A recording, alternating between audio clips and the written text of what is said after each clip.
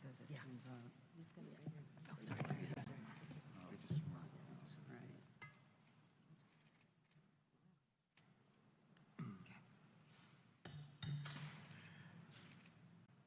But a rooftop garden that needs, my gutter needs help too. Okay. Shall I begin? Please. Good afternoon, everybody.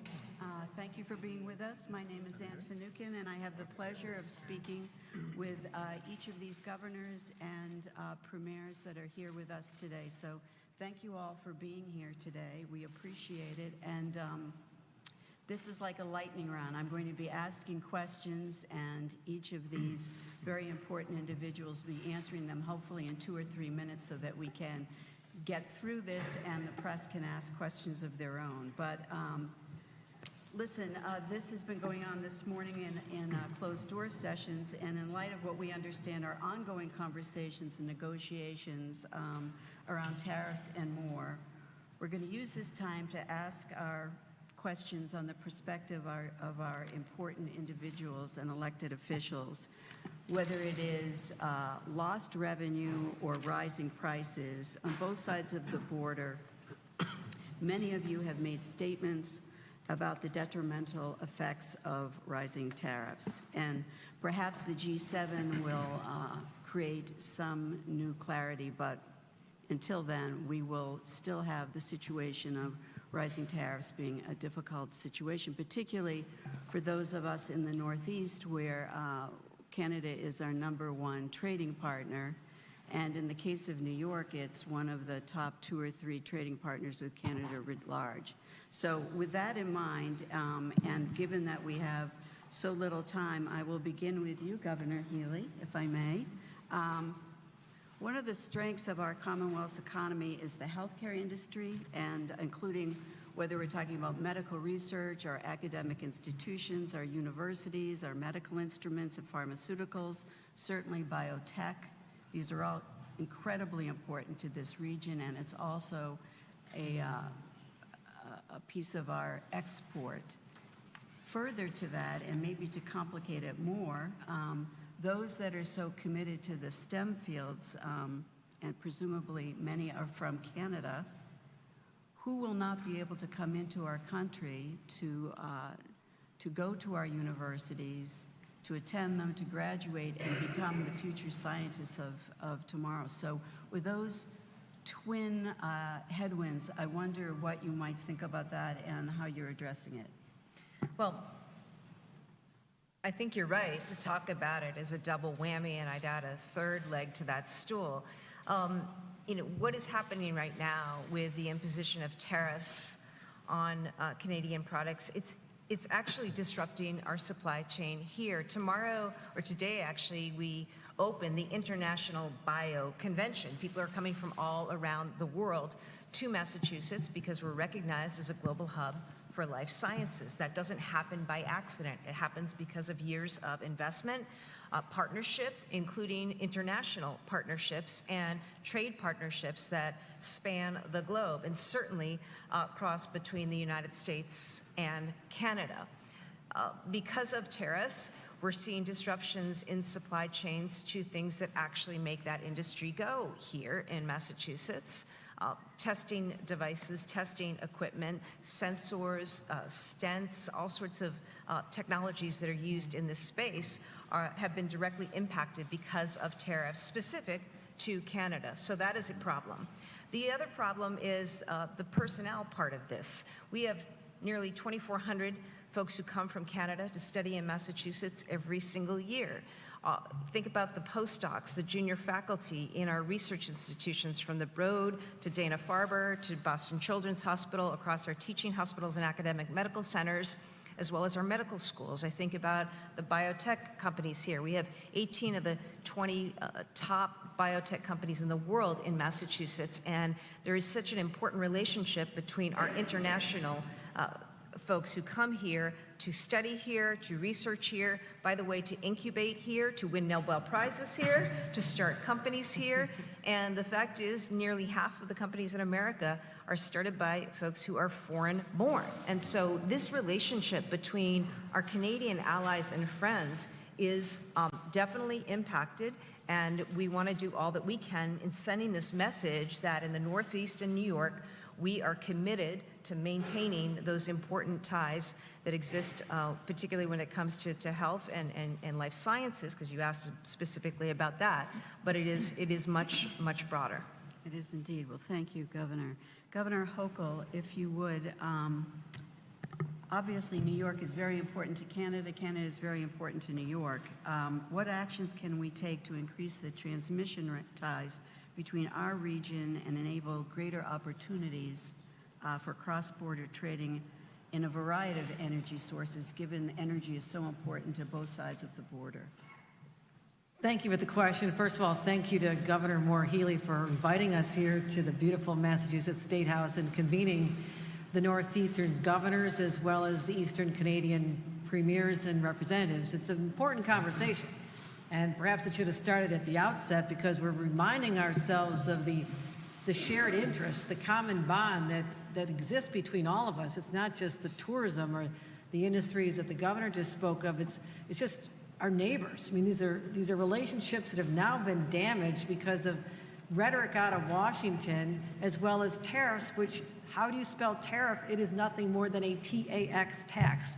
And Americans need to know that this is a tax on everything they buy, and it hurts our competitiveness, and we stand to lose hundreds of thousands of jobs if these truly go into effect as envisioned. So I always want to call out what this is all about, as well as condemning the insults to our Canadian friends. We want them to come back to our country, but we understand the anger that they feel. But I'm worried about families in New York State and the additional costs that they're going to spend on everything, including energy.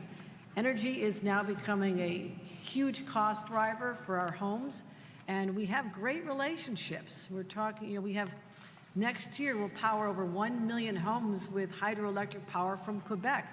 That starts because you have a friendship, a relationship of trust, and I'm very excited about announcing that. I launched it in my very first days as governor. The electric grid is so important because we're bringing Micron, we're bringing semiconductor manufacturers, we're bringing artificial intelligence companies that are going to be huge consumers of power, and I want to make sure that we continue being as competitive as we can, but we have to use that. And Canada has been a friend of ours in providing this. So I don't want any more rhetoric, tariffs, or anything that's going to set our relationship further back than it already has been. Now it's time to start healing and having our own individual relationships between New York, our own states, and the various provinces to secure our energy future, regardless of what happens in Washington. We have to operate as independent actors in this space and think of ourselves, because clearly Washington is not. And I apologize, I have to get back to the great state of New York because it's always complicated. Something's always something. Thank you very much. Thanks for being with us, Governor. Thank you, Beth. Thank you. Okay, Premier Ford, if I may. Ontario is the largest province trading partner with the USA. You're incredibly important to us, and I hope we're incredibly important to you. You recently unveiled your vision for a Fortress AMCAN, a renewed strategic alliance between the U.S. and Canada. Can you tell us a bit about that, what your goals are for it? Well, first of all, thank you, Ann. I want to thank Governor Healey for convening this meeting and bringing our great colleagues from around Eastern Canada and Eastern United States to come together and really get the message out, get the message to the American people, the Canadian people. We're the closest friends and allies and always will be. And it goes back to my message regarding the AMCAN Fortress, the American-Canadian Fortress. You put a ring around Canada and the U.S., we'll be the strongest, the wealthiest, the most prosperous regions anywhere in the world. I always say Canada isn't the problem, neither is the U.S. China is the single problem. They've cut off the U.S. for any critical minerals that they want to use for either technology, aerospace, or military use. Ontario has more critical minerals than anywhere in the entire world. And who do I want to send them to? I want to send them to our closest friends and allies. I've said over and over again, I love Americans, I love the U.S., but Canadians love Americans. And I know Americans love Canadians. And the rhetoric that we've been hearing out of the president is unfortunate. We want to continue to grow our relationship, give certainty to the world that the U.S. and Canada is open for business. They're really, leaders around the world that I've talked to are dumbfounded. They've stopped, took a few steps back and said, I can't believe the president's going after your country. And we're in disbelief too. But now we're going to move forward. Energy is absolutely critical. You heard Governor Hochul. You see the data hubs that are going up, and they suck more energy than anything on Earth. And where are you going to get your energy? Hopefully from Quebec, from New Brunswick, from Ontario. We keep the lights on and businesses going to 1.5 million homes and businesses. We're leaders in the small modular reactors around the world in the G7. We're leaders in nuclear energy, which is clean, green, reliable, cost-effective energy.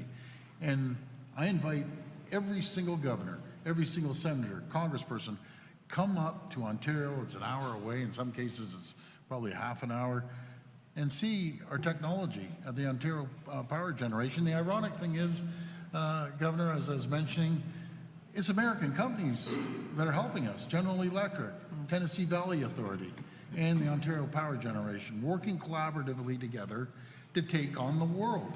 That's what we need to do. We have to start focusing on working together. And I always say, united we stand, divided we fall.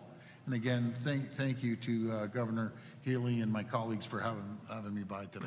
Thank you. Thanks so much. It is true, we, in this region of the country, we export billions of dollars of goods and intellectual property to Canada, but you import to us twice that. So, and we're also grateful for the tens of thousands of jobs that Canadian companies spend here in the Northeast.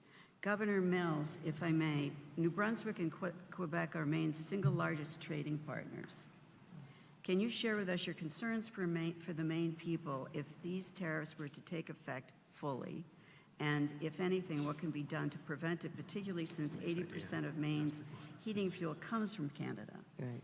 Maine is the largest, most heavily dependent on oil for heating fuel, residential heating fuel in particular. So we depend very much on oil refined in Canada. Half of that oil product, though, comes from the United States, either the Gulf or Western United States, comes through Canada and back down into the United States. So those products don't know if they're from Canada or from America. They're from all over, frankly. Yeah. And it would really cripple our heating systems. There are 150 gas stations in Maine owned by Irving Oil.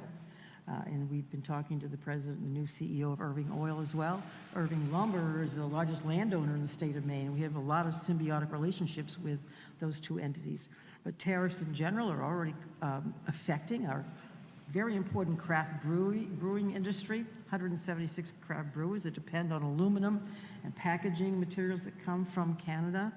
And so we depend very much on our relationship with Canada. And so our tourism industry as well depends a lot on Canada.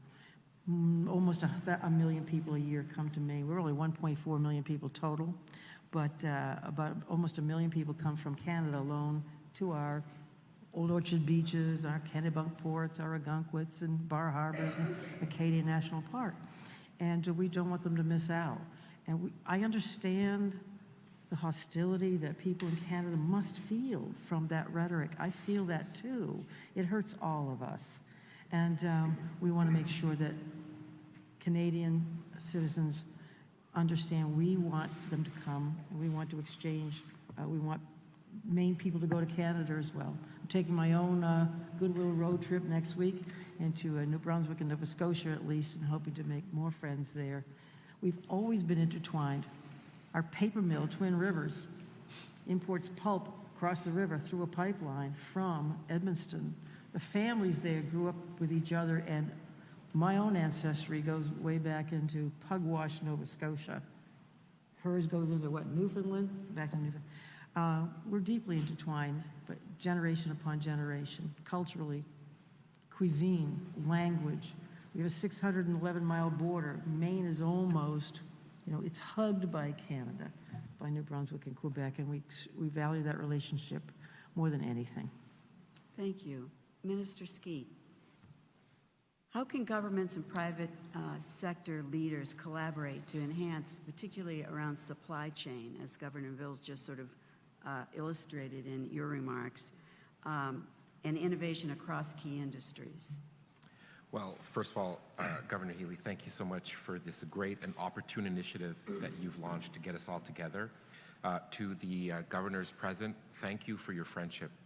Quebec couldn't ask for better neighbors, and we recognize all the hard work that you're doing to maintain that friendship in these difficult times. To answer the question, I have to say the collaboration is already underway, and our supply lines are so deeply intertwined already. Right now, a lot of the commerce that we do together is mutually beneficial. We send you parts, you send us finished products, and vice versa. And so how do we double down on that? How do we go further? Well, there are a lot of challenges in the world. One of those challenges is access to microchips, R&D, and shared things.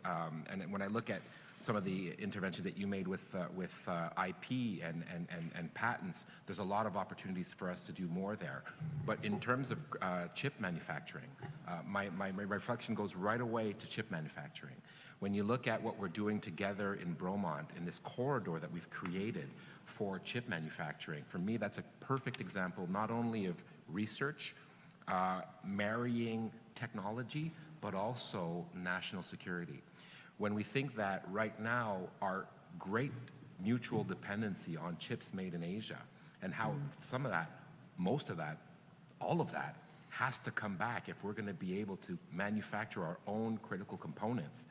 This kind of collaboration for me is a great representation of just one sphere where we work together.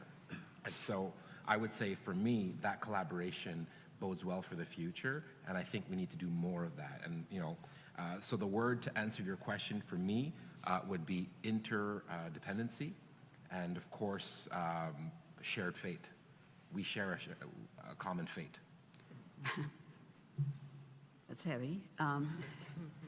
Thank you. And of course, it takes people to make that happen. So, Premier Holt, if I may, you've emphasized your interest and focus on human capital. And relative to what Minister Skeet just said, what joint initiatives can the U.S. and Canada do in terms of strengthening the workforce development and ensure this skilled labor force that we're going to need for the future?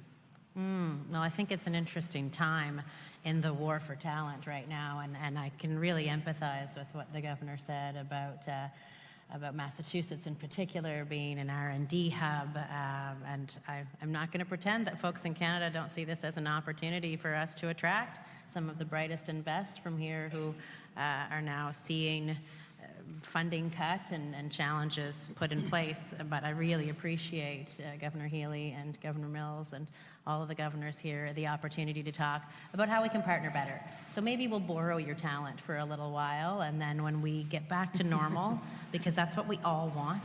We all want to get back to the normal relationship of Canada and the US being best friends, great neighbors, and working for the mutual benefit of our societies, whether that's economically or with research or and social initiatives.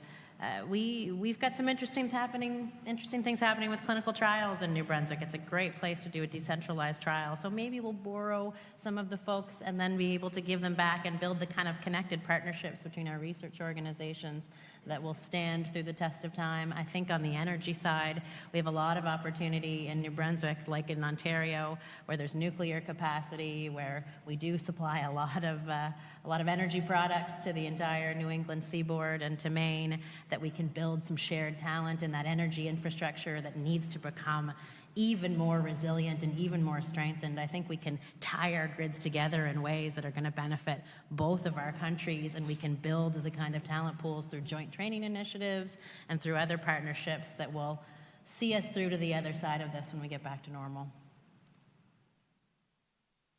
But you have a lot to say about that. That's a normal. I talked to Premier Holt about this. I mean, that's reality. In the same way that Canadian institutions are recruiting right here in Massachusetts and across the country, our talent, China is everywhere. And China's the one who's winning in all of this. And so I think it is an opportunity for continued partnership and growing those things. I would like to not necessarily have anyone leave, right? Even though New Brunswick is a wonderful place to study and research. But if we can have more collaborations, that's what we want to do. You want addition, not subtraction. Addition, not subtraction, correct.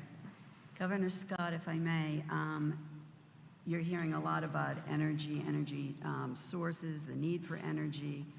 Premier Holt spoke about the vast reservoir of minerals that Ontario has, and there is growing interest and research and promise of nuclear resources that work together to accelerate development, innovative technologies, and perhaps greater energy. Could you speak about that, your thoughts? Yeah, thank you very much. You hear me? Okay, thank you. Thanks for the question. First of all, as maybe the longest serving governor in the Northeast, hard to say, but maybe some perspective. New England governors have been meeting with Eastern premiers since 1973. And why is that? Because Canada is so important to us for many reasons. We don't just buy things, sell things, visit one another. We build things together. We have families that are intertwined in Canada and in the States. So it's really important to us. 50% of Vermont's energy comes from Canada. About 25% of that is from Hydro-Quebec. We have about natural gas in particular. 100% of our natural gas comes from Canada. And about 80% of our fuel oil comes from Canada. So that tells you how important Canada is to the States.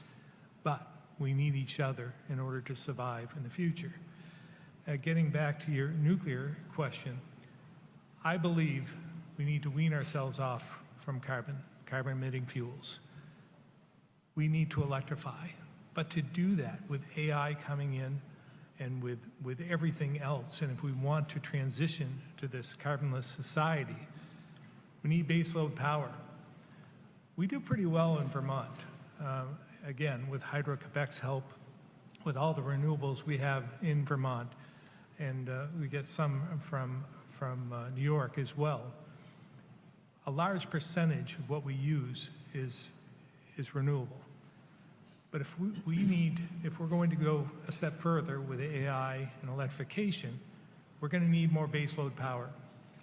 In order to do that, I think the quickest, easiest way is with nuclear. And I know that Premier Ford has talked about that with us and having much of what we need in order to transition. We shut down our nuclear plant years ago. I was one of 4 senators, by the way, at that time when that vote was taken. I voted against shutting Vermont Yankee down because I knew we needed that baseload power, and it was less expensive than all the other power sources that we have. So I think it's essential as we move forward to consider nuclear in the future. Well, thank you. You know, the International Energy Agency portends that we will have to scale up so much on energy, not only for industrialized nations, but developing nations and emerging economies, and maybe double what we need in electricity. So these are issues that go well beyond the borders of the Northeast and Canada. But we are a place that we can make things happen, particularly at MIT, where a lot is happening in terms of nuclear. Premier Hogan, let's now look at that from Canada's perspective. How do you see cross-country border collaboration shaping the region's energy future? Thank you very much, and thanks, Governor Healy, for this opportunity for everybody to get together. I didn't set Governor Scott up to provide that answer about energy needs and greening our grids, but it is a great opportunity for me to talk about how Newfoundland and Labrador fits into the energy conversation, not only in our province and the Atlantic region, but with the northeastern states as well. We People have mentioned that the neighbors of Quebec are sending transmission and power down through to that province through Hydro-Quebec, and Hydro-Quebec was mentioned as well. But important for everybody to realize a lot of the energy that's coming through Quebec does come from the Churchill River in Labrador, Newfoundland and Labrador. And of course, we have a historic partnership now where we're upgrading some facilities and building brand new facilities along with Hydro-Quebec and NL Hydro to essentially double the production on that river from about 5,000 to 9,500 megawatts. So we do have an opportunity to continue to develop green energy options in our province, and with partnership through Quebec and through our neighbors there, we can certainly work with our neighbors in this part of this country as well. And I think Newfoundland and Labrador, we're not ready to stop there. When we met with the Prime Minister and the First Ministers 2 weeks ago, I know Premier Houston spoke a lot about it on our behalf. Energy East Partnership is the way he phrased it. And if we can get together in the Atlantic region and develop energy opportunities, I don't think we should stop there. We can continue to go down into this part of the country as well. We all have different opportunities in terms of transmission and generation assets that we can contribute to such a partnership. And in our province, we certainly have hydroelectricity, we have natural gas offshore, and we have onshore wind as well. So tremendous opportunities for our part of the country, our part of the region in Canada to work in close collaboration with our neighbors here in the States. Thank you, and I know we all are enthusiastic that Mark Carney is not only a great man in public policy, but his public policy around clean energy and the future of energy is cutting edge, and he was able to do the same in business as well. Governor McKee, if I could, let's sort of switch up it a little bit and talk about the U.S. and Canada in terms of improving our airline routes, infrastructure improvements, and facilitate travel between the two regions. Yeah, thank you for that question. And I just want to, Governor Scott was mentioning how this group has met long before we were governors, even you, Phil. And that puts us in a very good position. Premier Ford, your idea of convening governors, not just from the Northeast, but nationally. We know governors from around the country that are going to get impacted by this rhetoric that is positioning you to provide us so much candor today in terms of exactly what's on your mind. So happy to, if that invitation goes out, I'd be happy to travel to convene, and let's bring more governors in, because governors matter, and just as premiers matter.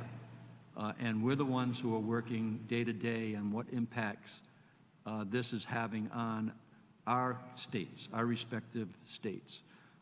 As far as the travel goes, we want to continue doing that. Rhode Island is fortunate to have one of the fastest growing, if not the fastest growing airport in the country.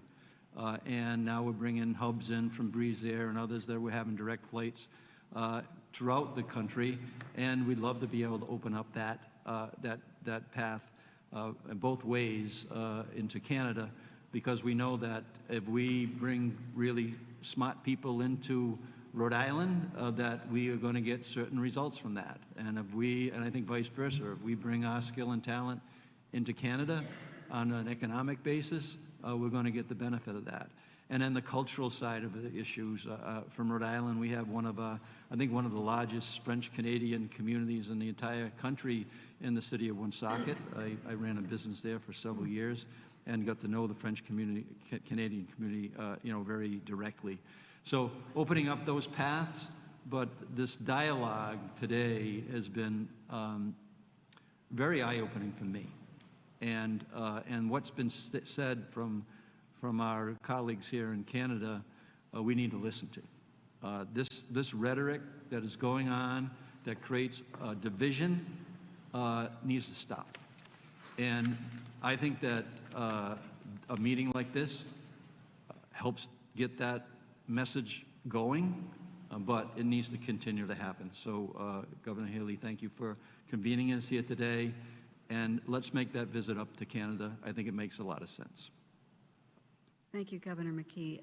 Premier Houston, if I may. First of all, Halifax and Boston have a very tight relationship. I'm sure many of you know this, but more than 100 years ago, there was an explosion in Halifax, terrible fires, and Boston came to Halifax's aid in the middle of a blinding storm. And each year, Halifax arrives at Christmas time with our Christmas tree that sits on the Boston Garden. So thank you very much, because it's a very special thing that has continued for many years. Nonetheless, there are parts of Canada that have taken actions to really reduce the American product on your shelves. We need you to keep putting our products on your shelves. So as states and provinces pursue major investments in new energy, which we've been talking about here, and grid infrastructure, how can we collaborate to reduce those costs to consumers, promote energy affordability, and try to work through some of these issues? Well, thank you so much. And that's the relationship between Halifax and Nova Scotia and Boston and Massachusetts is so important to us. We do send that Christmas tree every year as a reminder that we don't forget the kindness that was shown to us in an incredible time of need. So that's a tradition that continues and will continue, because it's all about relationships and friendships. And thank you, Governor Healy, for pulling us together today and letting us look each other in the eye. Remember, we are friends. We have a long-standing relationship. And even today, I was very pleased to hear about Governor Mills's roots back in Pugwash, Nova Scotia. We're claiming you as a Nova Scotian now, too. Okay. So I was happy to hear that. But look, everyone around this table is trying to deal with a situation that was thrust upon us. Nobody here created this situation. It's created this divide between our countries, and Canadians, you know, when they hear the talk of the 51st state stuff, we're pretty ticked off about that. It kind of makes us really upset. So, but when we get together and talk about what's possible and how do we move forward, that's the stuff that we should focus on. And look, as we try to govern, we're all trying to deal with certain issues in housing and healthcare and energy, for sure. And I think energy is a place where we could collaborate together for the benefit of all of our citizens. In the Nova Scotia offshore, we have incredible wind speeds. It blows a lot. The water depths are good. The potential is so strong. And Canada as a country has 0 offshore wind farms. And we want to build the first one in Nova Scotia. And we could generate a lot of energy there. We think over 66 gigawatts in the first instance. We have a big need for that in Nova Scotia, as we will consume more. My colleagues across Atlantic Canada have big needs. We're talking about, you know, investments in transmission to support each other. That energy is needed in New England as well, for sure. And it's clean, it's reliable, it's stable, and it's what we're all looking for. So there's all kinds of opportunity to collaborate on, you know, cost sharing on that, on research to get the cost down, to make sure it's a more mature industry that benefits citizens. But I think my main takeaway from this today is there's definitely things that we can't address. Like, there's just certain things that are outside of our control. You know, we can't control what people tweet in the middle of the night. But there are things that are within our control, and that's where we should work together. And I think energy and research and you know, just always putting the citizen first, that's something we can do. And so today's been kind of a good reminder for me about, you know, the quality of the people and the relationships that we have and the possibilities. So I appreciate Governor Healy pulling us together today. Thank you. Thank you, Premier. Commissioner Dykes, if I could, we've been talking a lot about energy trading, the need for energy. Connecticut has a big interest in transportation, aircraft, et cetera. Can you talk a little bit about your thinking on cross-border energy trading, but sort of in light of transportation being so energy dependent? Well, thank you so much. I'm honored to be here on behalf of Governor Lamont. He's attending the Paris Air Show with a delegation of business leaders from our state. Our aerospace industry is a really important aspect of our economy, and we know that that's also important to our trade with Canada, which is our largest trading partner. And we are, in our state, Governor Lamont is very focused on energy affordability and having a reliable grid. And our path towards that goal is critical towards supporting economic growth, including in manufacturing, and helping to bring down the cost of energy for our citizens. And I think there's been a lot of discussion today about how these recent events, Governor Lamont has said that trade wars, they call them wars because they hurt both sides. And we see those impacts. It's also shined a light on this critical relationship and the ways in which our partnership with Canada is supplying, roughly 8% of our electricity today from emission-free hydropower. We rely on LNG imports and heating oil to keep people warm in the winter, keep the grid reliable. And so this is a moment where I think as we look towards the long term, there are a lot of things that we can do, and that takes looking for more opportunities for partnership on energy. It's also one of the strengths at this moment is unprecedented collaboration among the Northeast states on energy as well. And so I'm grateful to be here. I appreciate Governor Healy bringing us together and at this critical moment. Thank you so much. And we're great on time, by the way.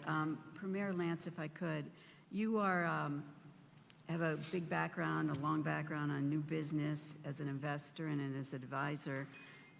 So rather than talk about what the challenges we are having between our countries in terms of reduced revenue or rising energy prices, could you maybe talk a little bit about joint strategies we could implement to attract foreign direct investment and support these emerging industries that benefit for both regions?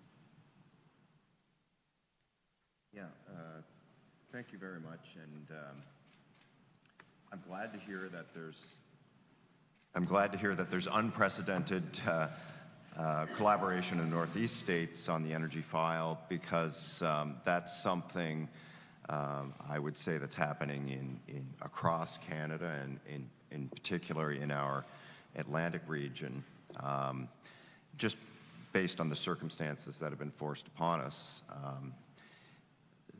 Some of you may or may not know that this whole trade situation really brought to light a situation in our country that made us realize that trade, even between our provinces in Canada, is not as efficient as it should be. There's a lot of regulatory barriers to the movement of goods and services and labor mobility.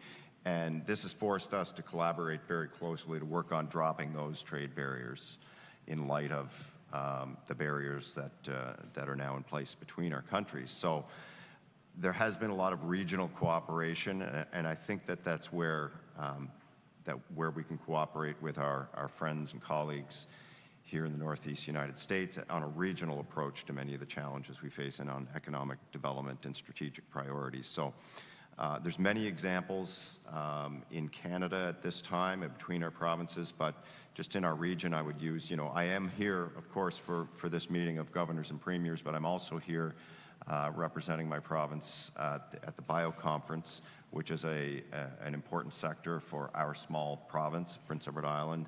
And we're here, of course, to grow that sector, but there's examples of cooperation in our region. For instance, one of the larger companies in Prince Edward Island, BioVectra, we cooperated with Nova Scotia to incentivize investment in both of our provinces.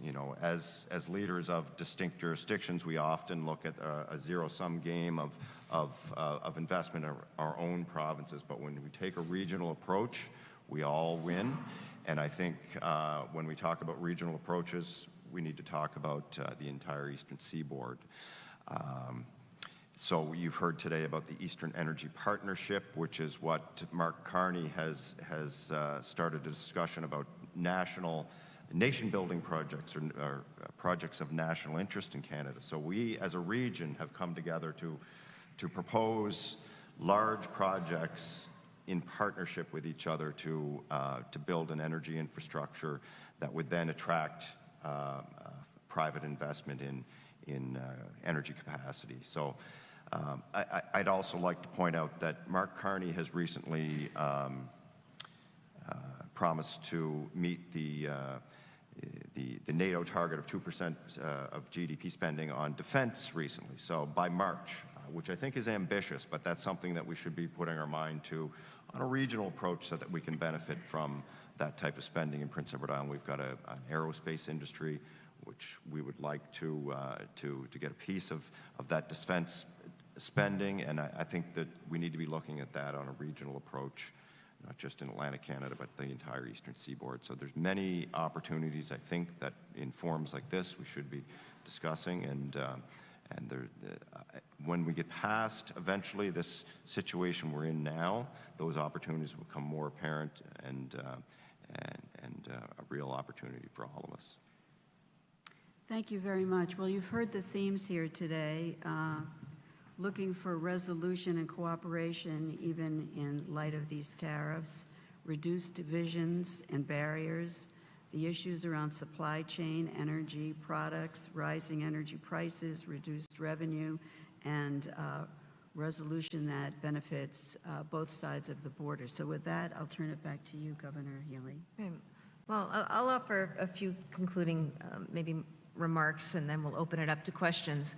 You know, this convening came about a while ago. Governor Mills and I were having a conversation shortly after President Trump announced tariffs, and we thought it was very important, recognizing the very serious consequence of that move, to bring together our colleagues in the New England states and also New York, together with Canadian premiers. The relationship between the United States and Canada is so deep, and the relationship between this region of our country, the Northeast, and Canada is deep. Relationships familial, cultural, economic, and so much more.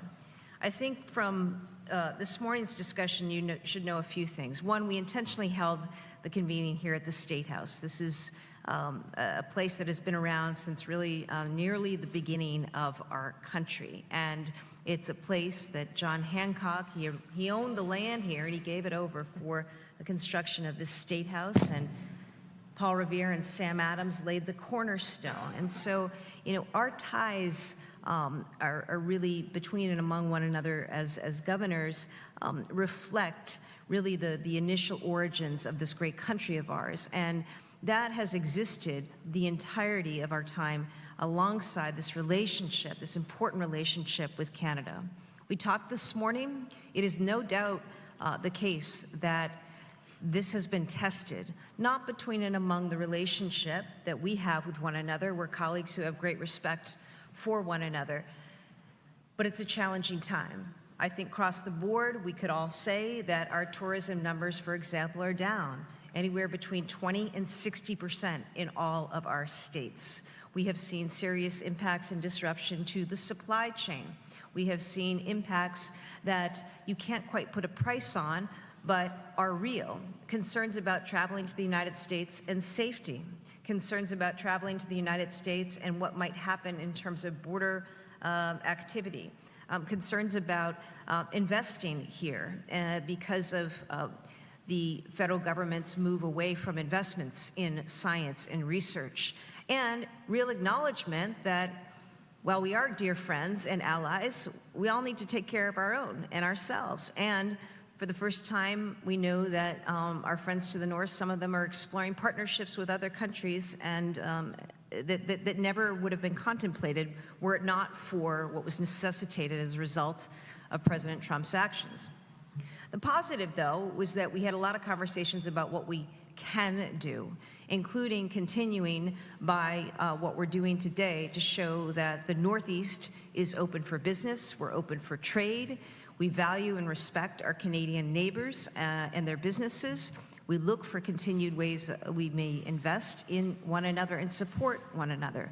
We also had real conversations about things like energy. And while we need to work through this moment of tariffs and uncertainty, and we'll see what today yields in Alberta, we are going to be left with standing needs, including, for example, a tremendous need for energy in our region. And there is an opportunity for new partnerships. We talked a great deal, not just about Premier Ford and nuclear. We talked about a range of energy options and partnerships that we want to explore bilateral that will help all of us, I believe the provinces as well as the states. That is something positive. New ways we can think about trade and investment. So, it was a sobering discussion this morning, an important discussion this morning, a continued discussion for sure. And I am grateful to my colleagues, governors, for your presence here today. I am very grateful to the premiers for traveling to Massachusetts for this discussion. And I think from this, we expect to have more meetings, more discussions, and more activity. The last thing I'll say is there was an urgency to our discussion.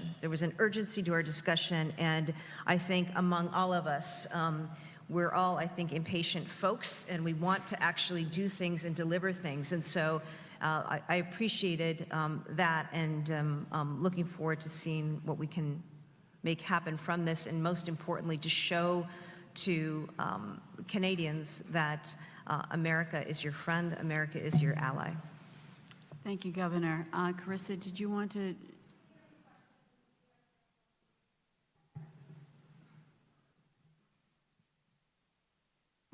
Hi, Mike Crawley from CBC News in Toronto.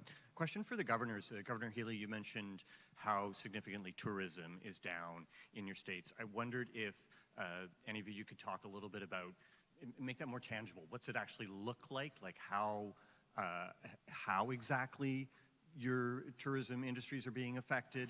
And also, is there any sort of message to Canadians who don't really want to come to the States? They don't want to cross the border. Sure, I can take that. Look, our tourism between February and April is down about 26%. Talking to local businesses up and down the coast in particular, reservations have been canceled. And some of these relationships go back a long time. I talked to one business owner who's been in business, his family had been in business since 1677, a local B&B. And they've always had significant Canadian traffic and families who came back year after year, year after year. It's not the tariffs that are affecting them so much as the hurt pride in Canadian citizenry. And boy, I understand that. And we are doing our best to promote our state, of course, and marketing tools and setting up signs at the 13 different border crossings that say, Bienvenue Canadien, and please come, and all those things. You know, I'm just one governor. Some businesses are marketing more to other states to make up the difference and whatnot. But we want Canadian people to know that we cherish our relationships. We have shared a lot of our long-lasting assets and amenities in the meeting this morning, and we want to continue to do that. As others said, these relationships are so intertwined, family relationships, Acadians who came across hundreds of years ago, people from Sherbrooke who came into Lewiston, Maine and Biddeford, Maine to work in the mills and develop families there. About a quarter of our Maine population speak French Canadian for that reason. Those things don't just end overnight because of some dangerous rhetoric coming from Washington. We continue to have positive relationships with people of Canada, economic relationships. We share cuisine, we share a language, we share an awful lot that cannot be broken by somewhat aberrational language coming from certain parties in DC. We are talking to our congressional delegations time after time to make sure they reinforce our stand not just on tariffs, but on Canadian-American relations, which are extremely important to us, not simply for economics, but for the spirituality, the spiritual relationships that we carry within us with Canadian people. And so that's why I put up signs in our businesses all up and down the coast of Maine and interior Maine to make sure that, not just because of the Canadian dollar, but we welcome them. We're talking about vouchers and discounts to make sure that they feel welcome in our state, because they should. They deserve it, They've earned it, and they are our people too. Bookings are down. In Massachusetts, we expect it's about 20% is the decline. I think New Hampshire is that. Vermont reports that hotel reservations by Canadians are down 45%, credit card spend by Canadians down 36%. In New York City, bookings by Canadians are down 45%. Those are just some examples. And we also have heard that any number of school trips, as a kid who took her school trip to Toronto in the 8th grade, school trips from Canada to the United States are way down. Hey there, Matt Pritchard, NBC Boston. Some of you have referenced the G7 today. Just curious if there's anything that could come out of that meeting that would be productive and helpful to these issues that you guys are bringing up. Would love to hear from the governors as well as some of the premiers. There are a lot of positive things that could happen. We don't know what is happening, but. Well, I think one of the positive things is that they're meeting. They're gonna sit down, Prime Minister Carney and President Trump, and they're gonna have a discussion. And hopefully it will sink in to President Trump. This is serious. As they're negotiating and sitting down, the engine of, I'll speak for Ontario, is just moving forward, onshoring as many products as we can. And I was telling the governors earlier that once we start onshoring the tens of billions of dollars that we procure from the U.S., you can't turn off the tap. So I can't stress the urgency for both Prime Minister Carney and President Trump to strike some sort of deal to give people certainty. That's what we need. We need certainty. Investors need certainty. The people, the 9 million Americans that wake up to produce a widget or a product, and a lot from these states here, for just Ontario, not the rest of Canada, every single day, 9 million Americans wake up and produce a product. We're sitting back and we're inventorying these products. Here's $1 billion. I used aluminum cans. We're onshoring the aluminum cans now. That's $1 billion industry. There's thousands of Americans are gonna lose jobs because of it. A tariff on Canada is nothing more than a tax on Americans. We have to stop that. And you see the cost of everything, steel. Anything that's built in steel now, it's gone up 16%. We import, I'm just speaking for Ontario, $30 billion of steel. We're looking at the beams. We have more cranes in Toronto than all the 10 largest cities combined in the U.S. And guess where all the steel beams are coming from? The U.S. That's coming to an end. We're going to give incentives to companies. We have big steel companies up there. We're going to start making that steel here because we're going to put it in our procurement. If you don't buy the steel, we're legislating it right in law. So we need to continue working together, and we have to strike a deal because, again, it's going down the tracks right now, and it's going full steam. Tracks, rails that they go on. They come from the U.S. They're no longer coming from the U.S. They're going to be manufactured in Ontario. That's my answer. Hey, this is Yeah, I mean, look, it would be crazy for there not to be a resolution. Yeah. And, we joked earlier about our hockey teams and our rivalries, and we're still sorting here from Brad Marchand, and thank you, Premier Houston, for reminding us of that. But in all seriousness, why wouldn't we be working together to build the strongest force that we can? It'll be great for our economies.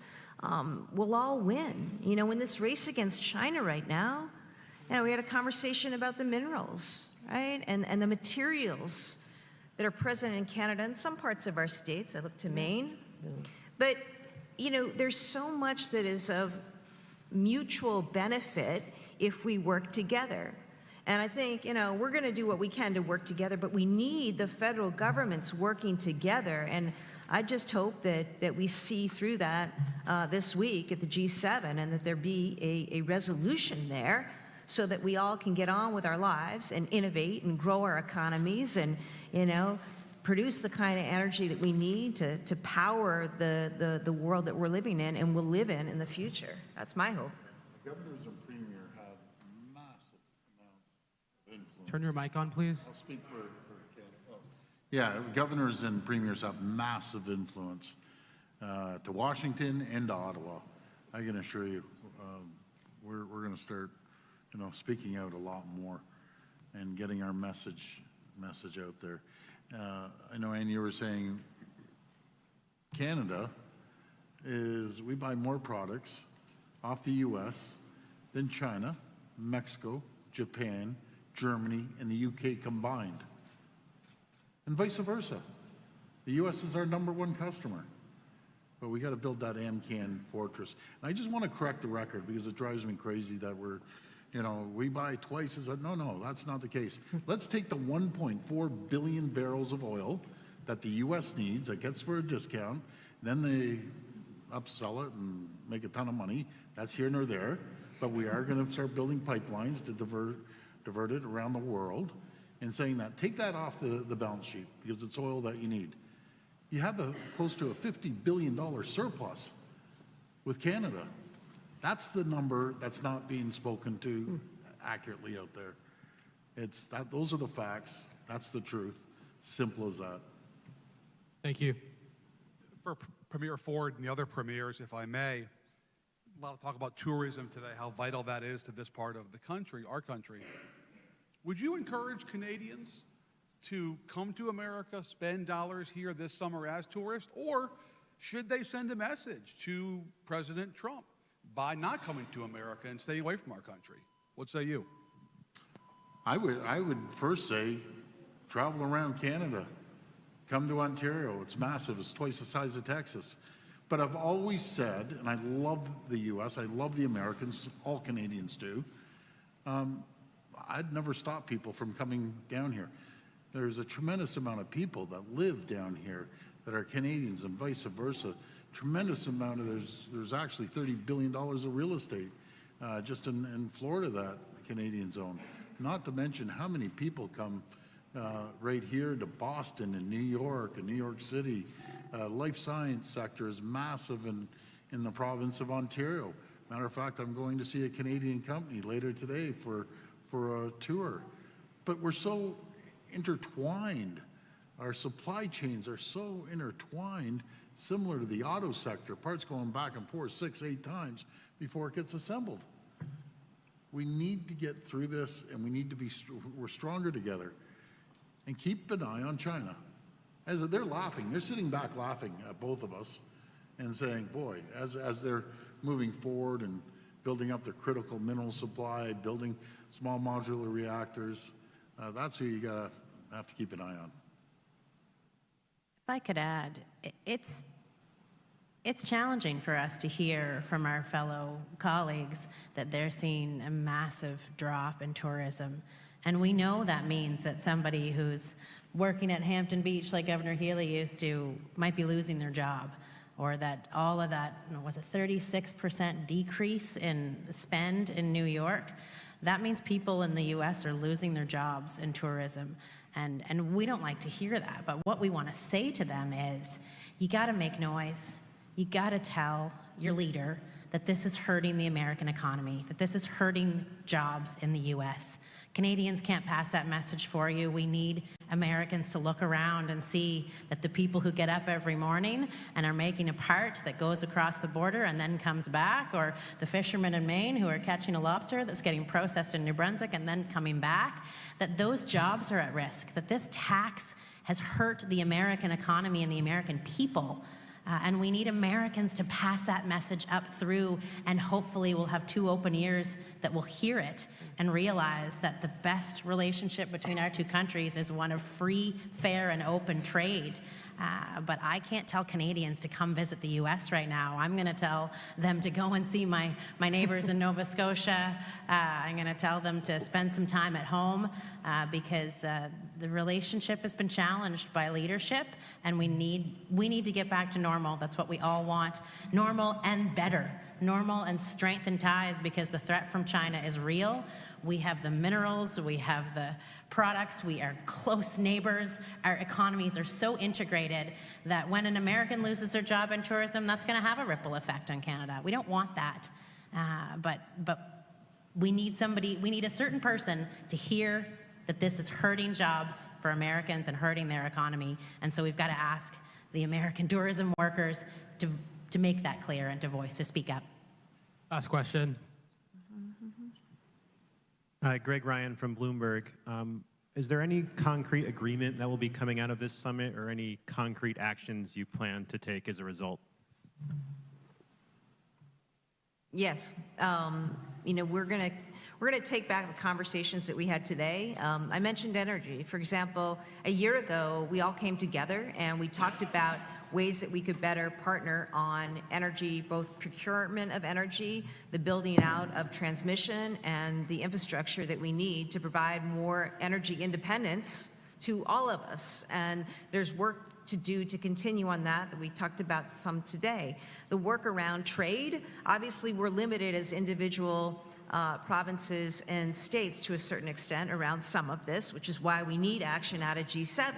But I think we're going to commit to work on ways to ensure a better flow of trade and a sustained flow of activity that will mitigate against some of the disruption to the supply chain that we've seen. Around tourism, we are committed to marketing the Northeast as a great destination for Canadians to come and visit still in this time.